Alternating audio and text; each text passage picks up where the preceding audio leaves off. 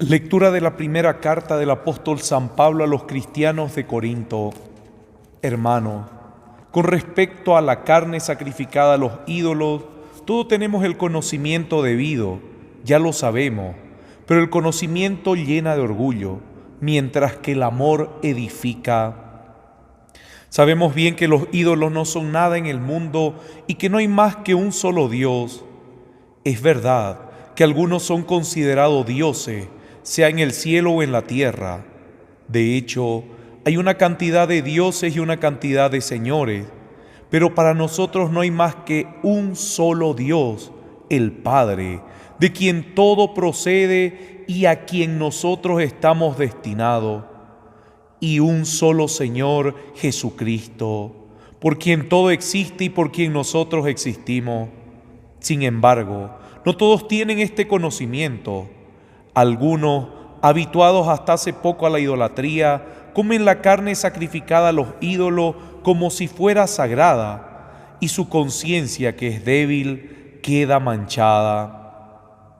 Ciertamente, no es un alimento lo que nos acerca a Dios, ni por dejar de comer somos menos, ni por comer somos más. Pero tengan cuidado que el uso de esta libertad no sea ocasión de caída para el débil. Si alguien te ve a ti, que sabes cómo se debe obrar, sentado a la mesa en un templo pagano, ¿no se sentirá autorizado, a causa de la debilidad de su conciencia, a comer lo que ha sido sacrificado a los ídolos? Y así, tú que tienes el debido conocimiento, haces perecer al débil, ese hermano por el que murió Cristo. Pecando de esa manera contra sus hermanos e hiriendo su conciencia que es débil, ustedes pecan contra Cristo. Por lo tanto, si un alimento es ocasión de caída para mi hermano, nunca probaré carne a fin de evitar su caída. Palabra de Dios. Llévame por el camino eterno, Señor. Llévame por el camino eterno, Señor. Señor, tú me sondeas y me conoces. Tú sabes si me siento o me levanto. De lejos percibes lo que pienso. Te das cuenta si camino, si descanso. Y todos mis pasos te son familiares. Llévame por el camino eterno. Tú creaste mis entrañas. Me plantaste en el seno de mi madre. Te doy gracias porque fui formado de manera tan admirable. ¡Qué maravillosas son tus obras! Llévame por el camino eterno, Señor. Sondéame, Dios mío, y penetra en mi interior. Examíname y conoce lo que pienso. Observa si estoy en un camino falso y llévame por el camino eterno. Llévame por el camino eterno, Señor. Los invito a ponerse de pie para la proclamación del Santo Evangelio. Aleluya, aleluya. El Señor esté con ustedes. Lectura del Santo Evangelio de nuestro Señor Jesucristo según San Lucas. Gloria a ti, Señor. Jesús dijo a sus discípulos: yo les digo a ustedes que me escuchan, amen a sus enemigos, hagan el bien a los que los odian, bendigan a los que los maldicen, rueguen por los que los difaman. Al que te pegue en una mejilla, preséntale también la otra. Al que te quite el manto, no le niegues la túnica. Dale a todo el que te pida, y al que tome lo tuyo, no se lo reclames. Hagan por lo demás lo que quieren que los hombres hagan por ustedes. Si aman a aquellos que los aman, ¿qué mérito tienen? Porque hasta los pecadores aman a aquellos que los aman. Si hacen el bien a aquellos que se los hacen a ustedes, ¿qué mérito tienen? Eso lo hacen también los pecadores. Y si prestan a aquellos de quienes esperan recibir, ¿qué mérito tienen? También los pecadores prestan a los pecadores para recibir de ellos lo mismo. Amen a sus enemigos, hagan el bien y presten sin esperar nada en cambio. Entonces, la recompensa de ustedes será grande y serán hijos del Altísimo, porque Él es bueno con los desagradecidos y los malos. Sean misericordiosos como el Padre de ustedes es misericordioso. Palabra del Señor. Gloria a ti, Señor Jesús. Los invito a que puedan sentarse, hermanos, para que podamos hoy contemplar la palabra del Señor. Mire, la lectura de la carta a los Corintios que hemos escuchado al inicio es una carta preciosa y es una explicación preciosa y una respuesta perfecta para muchas cuestiones que la gente hace. Por ejemplo, la gente, ¿qué es lo que te pregunta? Padre, ¿está mal beber? Padre, ¿está mal tatuarse? Padre, ¿está mal bailar reggaetón? Claro, la gente está preguntando porque, miren, estamos hablando de la conciencia. Y recuerde que la conciencia se va formando con la gracia de Dios para saber qué es correcto y qué es incorrecto. Así que mucha gente que se comienza a acercar a Dios y que comienza a conocer el amor de Dios y su conciencia se está fortaleciendo y la está escuchando más, no tiene esta fortaleza de gente que ya ha aprendido mucho en el Espíritu de Dios. Porque recuerde, no se trata de memorizar un montón de leyes y repetir lo que todo el mundo repite solo porque suena bien o está de moda. Se trata de experimentar al Espíritu de Dios y nuestra conciencia ir fortaleciéndola y aclarándola para ver qué es lo que importa. Por eso es que ayer hablamos de lo pasajero, por eso es que antes de ayer hablamos de aquello que se acaba, de aquello que no dura, y hoy y luego las bienaventuranzas que tienen una exigencia, y hoy entramos con esta carta. Es hermoso, querido hermano, porque es como un retiro espiritual cada día de nuestra vida cuando asistimos a la Santa Eucaristía. Mucha gente dice, ¿cuánto quisiera estar en un retiro? Oiga, pero todos los días sin parar hemos tenido un retiro espiritual porque la palabra nos ha ido dando un hilo conductor de experiencias de Dios, de gracia de Dios, de perdón de Dios, de misericordia de Dios, de sanación, de salvación, de liberación. Y es por eso que ahora, cuando San Pablo habla de la conciencia, habla de esa experiencia.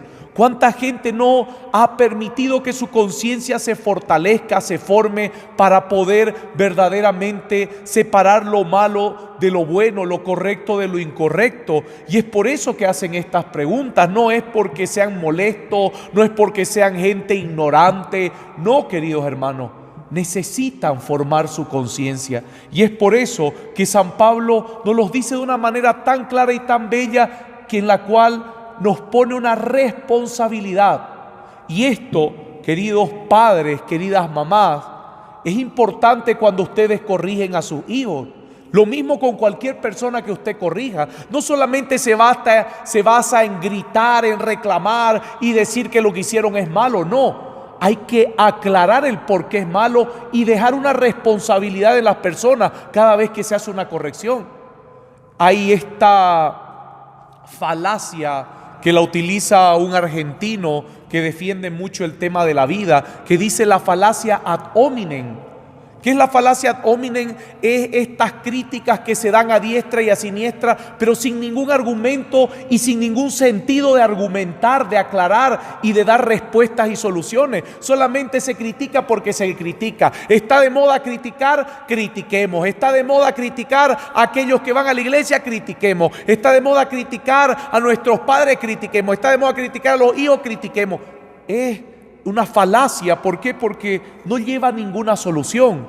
¿Qué es lo que nosotros aprendemos cada vez que leemos la palabra del Señor? Que no solamente nos ayuda a corregir lo que está mal, sino que nos da una responsabilidad para entender el sentido profundo. Y es ahí que San Pablo dice, muy bien, está bien, lo que tú hagas, escucha bien, lo que tú hagas, si alguien lo ve, y escuche, si alguien lo ve, lo que tú estás haciendo, ¿cómo lo puede tomar?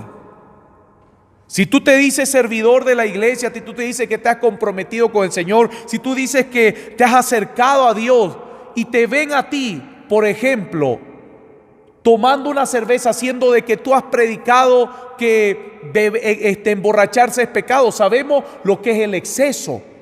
Sabemos lo que es el exceso. Aquí no estamos entrando en moralismos baratos. Sabemos lo que es el exceso. Si te ven tomándote toda una botella de vino, si te ven tomándote una cerveza y la gente a la cual tú le has predicado que la borrachera es mala, Ellos no van a entender lo que tú entiendes de que tomar una copita no te hace daño. Tomar una copita no es un exceso. Probar solamente un poco no te hace daño.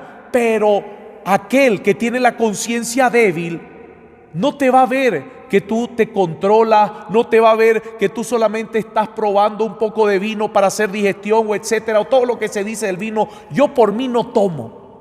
Así de sencillo, por mí no tomo. ¿Por qué? Porque la verdad es que ya hasta el sabor lo he perdido de cualquier tipo de bebida. No me agrada, no es algo de mi gusto, así que por mí yo no tomo. Pero esto para las personas que corrigen a los demás, mire, las personas que te vean haciendo eso van a creer de que es permitido emborracharse.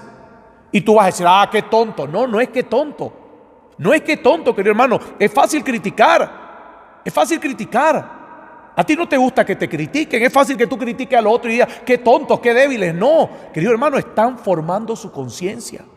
De la misma manera, bailar es malo o no es malo. Y tú predicas que ir a la fiesta es malo, ir a una discoteca es malo. Está bien, la enseñanza está buena con tal de proteger con todo lo que está pasando ahora. Muy bien, pero si a ti te ven bailando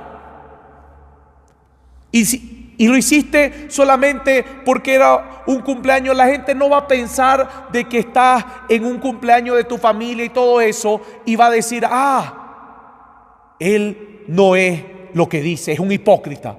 Y van a pensar que lo que tú predicas es falso. Mira, esa es la claridad de San Pablo. La claridad de San Pablo nos dice, lo que tú hagas que no dañe a los demás, y tampoco lo que dejes de hacer. Escuche bien. Lo que tú hagas que no dañe a los demás, pero tampoco lo que dejes de hacer. Recuerde que está el pecado de omisión. ¿Qué es el pecado de omisión? El pecado de omisión, la mayoría de los pecados se basan en lo que hemos hecho.